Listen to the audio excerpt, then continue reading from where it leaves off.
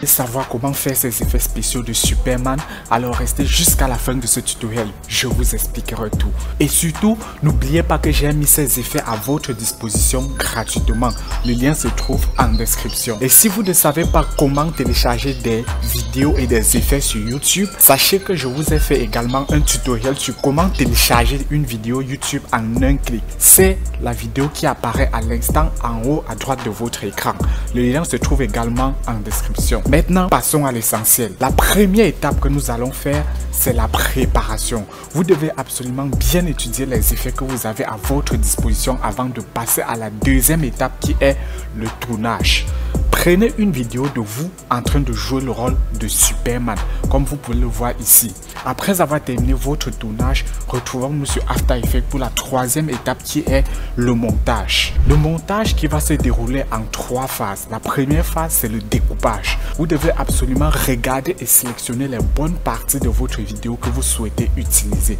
À ce niveau, pour donner cette impression de super-héros qui descend du ciel, nous allons devoir effectuer un détourage. Pour cela, nous allons utiliser l'outil Roto Pinceau d'After Effects. Nous allons nous placer ici au début. Nous allons prendre l'outil Roto Pinceau ici en haut. Nous allons bien sélectionner notre rush et nous allons double-cliquer dedans pour l'ouvrir dans le panneau projet. Ensuite, nous prenons l'outil Roto Pinceau et nous faisons un masque sur notre personnage, comme ceci. Donc, je lâche et on obtient ceci. Maintenant, ce que je peux faire, c'est éliminer les parties qui ont débordé. Donc, je maintiens la touche Alt enfoncée. Le pinceau devient rouge. Je supprime les parties indésirables.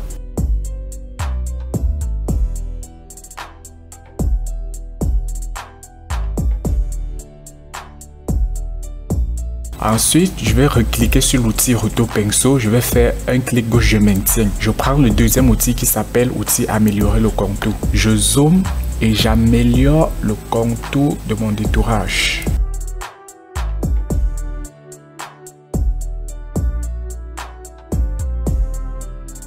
Une fois notre détourage terminé, ce que nous devons faire maintenant, c'est appliquer ce détourage à toute la durée de notre rush. Donc pour cela, nous pouvons appuyer sur la touche espace. Donc vous pouvez voir que notre détourage est plutôt parfait. Patient qu'After Effects effectue le détourage. Voilà, une fois mon détourage terminé, je prévisualise. C'est parfaitement intégré à la vidéo qui est derrière. Donc à ce niveau, je souhaite qu'il soit en haut puisqu'on voit que la tête est un peu coupée à ce niveau. Donc je vais devoir animer la position de notre personnage. Donc ce que je fais, je me place tout au début du rush. J'appuie sur la touche P du clavier pour afficher la position. J'ajoute une image clé. J'avance. Donc j'ajoute une image clé et je le fais totalement sortir du cadre. Ensuite, je me déplace à ce niveau. À la fin, je le fais descendre jusqu'à ce qu'il touche le sol. À ce niveau, puisqu'il descend avec l'effet de vitesse, il doit être totalement flou. Je vais cliquer sur option mode ici en bas. Ici à ce niveau, j'ajoute le flou de mouvement, j'ajoute également le flou de mouvement sur notre arrière-plan. Lui qui est totalement flou. Donc maintenant, vous voyez que c'est plutôt réaliste. Maintenant, ce que je vais faire, c'est que ici à ce niveau, à l'endroit où il touche le sol, je vais ajouter l'effet de la poussière qui se dégage ainsi que du sol qui craque. Donc je vais aller parmi les effets que j'ai mis à votre disposition. Je vais dérouler la liste. Donc je prends cet effet de sol qui craque. J'ajoute le point d'entrée. Je me déplace à la fin. J'ajoute le point de sortie et j'intègre cela. Je me déplace ici à ce niveau. Donc vous voyez que c'est venu sur un fond vert. Ce que nous devons faire, c'est supprimer ce fond vert. Et rien de plus facile que de venir ici dans les effets. Je tape Keylight. Prends l'outil Keylight 1.2. J'ajoute sur notre rush. Ici, je prends la pipette à ce niveau. Je sélectionne le vert. Et là, vous voyez que ça a totalement supprimé notre fond vert. Maintenant, avec la position, je vais déplacer l'effet à l'endroit ici au niveau du sol. Maintenant, je vais prendre notre deuxième effet qui est la poussière. Donc cet effet là, je vais également détourer le fond vert. Mais vous voyez que l'effet n'est pas du tout placé au bon endroit. Donc j'appuie sur la touche P. Avec la position, je déplace l'effet là où il faut. Ici, quand on avance, on voit comment le plan bouge et le sol également bouge. Et ça, c'est pas normal puisque l'effet est censé suivre les mouvements de la caméra. Donc ce que nous devons faire, c'est un tracking. Pour faire un tracking, c'est très simple. Je me place ici au début. Je vais créer un objet nul. Donc je fais un clic droit ici dans le vide. Je fais nouveau. objet nul. Donc je me place sur mon rush, je me place au début, j'ouvre le panneau suivi ici à droite, je clique sur suivi de mouvement. Je vais placer mon point de suivi ici au niveau de la porte, là où il y a cet endroit blanc. Je vais cliquer sur track vers l'avant. Donc une fois le tracking terminé, on remarque que le tracking suit parfaitement le mouvement de la caméra, il n'y a pas eu de décrochage. Donc ce que je fais appliquer, je choisis XY OK. Maintenant ce que je vais faire, c'est que je vais parenter notre effet Earthquake ici sur le nul en cliquant sur le petit escargot ici et je le glisse sur notre objet nul. À la deuxième phase, nous allons réaliser la transformation des yeux. Et pour cela, nous aurons besoin d'utiliser des masques. Donc, je me place ici à ce niveau, à l'endroit où j'ai les yeux encore fermés. Pour créer un nouveau solide, vous pouvez tout simplement faire CTRL-Y. Ensuite, vous choisissez la couleur blanche. Donc, dans Calque, je fais nouveau et je fais nouveau solide. Je prends un solide de couleur blanche, OK. Je vais le couper. CTRL-D, je supprime cette partie. Je vais masquer en cliquant sur l'œil. Je vais prendre l'outil ellipse ici à cet endroit pour pouvoir faire un masque. Donc on obtient un truc comme ceci. Maintenant ce que je vais faire, c'est que je vais effectuer une animation d'ouverture de masque. J'ajoute les images clés de contour progressif, de masque, de tracé de masque et d'extension de masque. Ici, avant de faire mes masques, je vais devoir faire un tracking puisqu'on remarque que la caméra bouge. Il y a des petits mouvements de caméra. Je vais sélectionner mon calque. Je fais calque, nouveau, objet nul. J'ajoute un objet nul à cet endroit. Je me place ici à cet endroit. Je clique sur mon calque. Je fais suivi de mouvement. Donc je vais placer mon point de suivi à cet endroit. Je fais tracking vers l'avant. On voit que le tracking s'est très bien passé. Je définis la cible.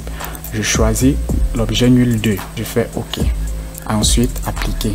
X, Y, OK. Je vais parenter notre calque, notre masque à notre objet nul pour que l'objet nul puisse suivre les mouvements de la caméra comme vous pouvez le voir ici. J'ajoute une image clé de position. Je vais me déplacer jusqu'à la fin, ici à cet endroit.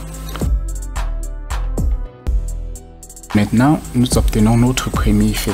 Ce que je vais faire, c'est tout simplement dupliquer en faisant CTRL-D. Ensuite, avec la position, je vais déplacer ceci sur l'œil gauche. Là, on voit que ça suit parfaitement les yeux.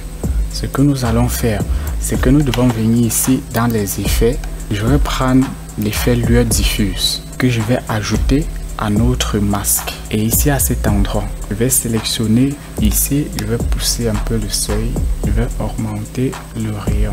Ici, dans les masques, je vais ajouter un contour progressif.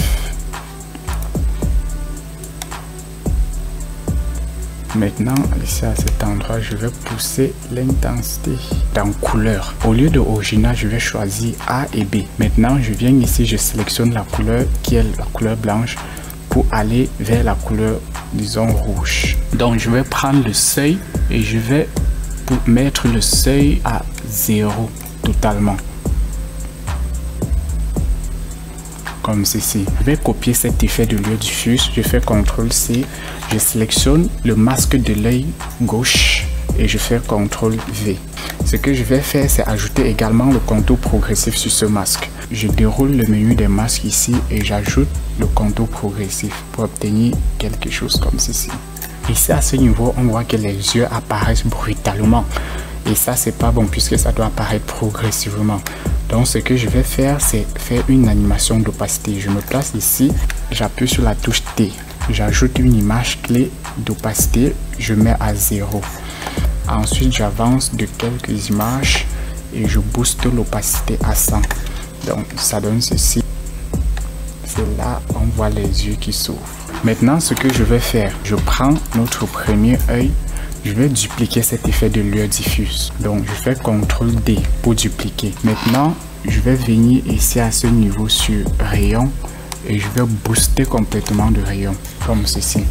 Je fais CTRL-C pour dupliquer, je sélectionne le deuxième, je fais CTRL-V. Donc, pour la troisième phase, j'ai tout simplement réalisé cet effet de rayon laser. J'ai tout simplement créé un objet nul. Ensuite, j'ai fait un tracking de mon plan. Une fois le tracking terminé, je l'ai appliqué à notre objet nul en XY.